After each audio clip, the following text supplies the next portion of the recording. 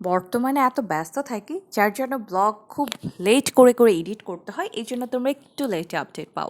Hey everyone, this is স্পন্থর্মে, আশা করি তোমরা সকলে ভালো আছো। আজকে আমি চলে গিয়েছিলাম সীমান্ত সম্ভারে শপিং করতে। আর আমার মনে হয় আমরা যেখানেই যাই না কেন শপিং করতে, কিছু কিনি আর না কিনি, খাবারটা সেখানে এক্সপ্লোর করতে হয়।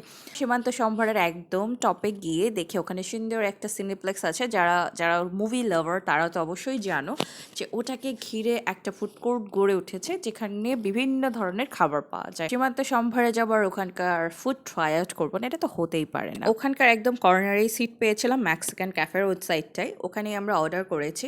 খাবার ভালো ছিল মোটামুটি। আমরা রাইস প্ল্যাটার অর্ডার করেছিলাম, আর আমি আমার জন্য একটা নাচোস টাওয়ার অর্ডার করেছিলাম, কিন্তু এত রাশ ছিল, সো আমরা জাস্ট প্ল্যাটার দুটো টেস্ট করি।